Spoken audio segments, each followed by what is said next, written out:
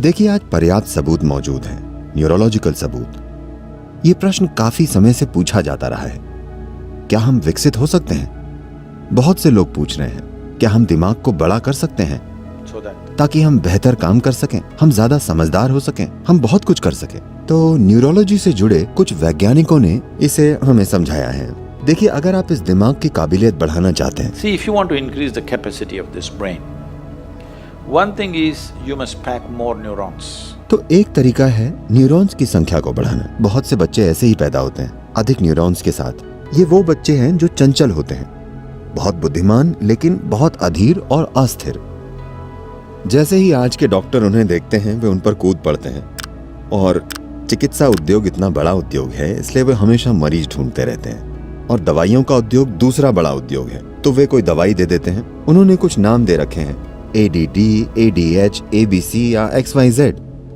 इस तरह सभी 26 अक्षरों का इस्तेमाल हो चुका है।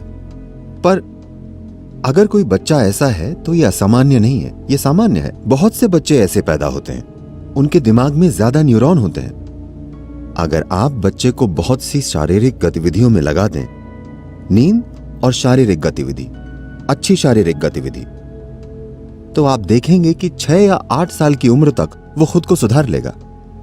शरीर खुद ये पक्का करता है कि ज्यादा न्यूरॉन मर जाएं और खुद को ठीक कर लेता है। लेकिन अगर उससे पहले आप उसे शांत करने वाली दवाई देने लगेंगे तो हो सकता है जीवन भर वो उस दवाई पर निर्भर हो जाए। ये एक बात है। आपकी दिमागी काबिलियत को बढ़ाने का दूसरा तरीका न्यूरॉन के आकार को बड़ा करना है।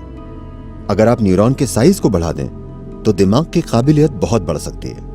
लेकिन फिलहाल यहां आराम से बैठे हुए आपकी ऊर्जा के 20% से बड़े हिस्से का उपयोग आपका दिमाग कर रहा है। आपका दिमाग बस इतना सा है, मुश्किल से 2 पाउंड।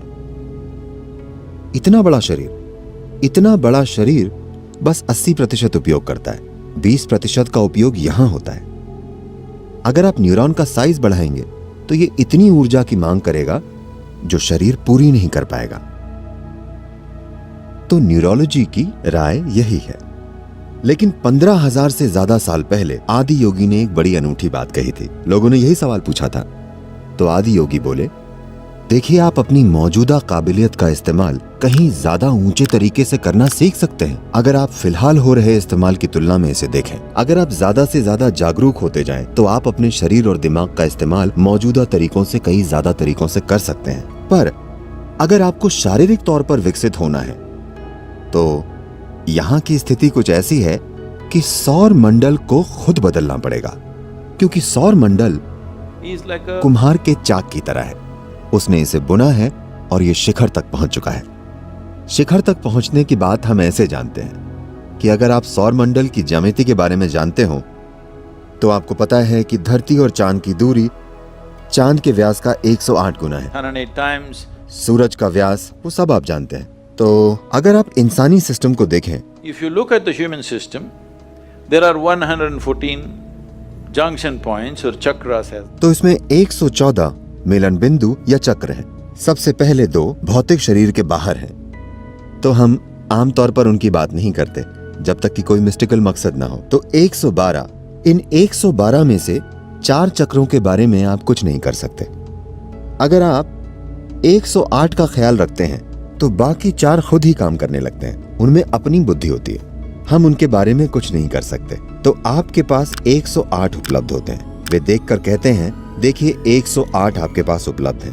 तो सौर मंडल की ज्यामिति कुछ ऐसी है कि जब तक कि इसका ढांचा ना बदल जाए, आप शारीरिक तौर पर और विकसित नहीं हो सकते।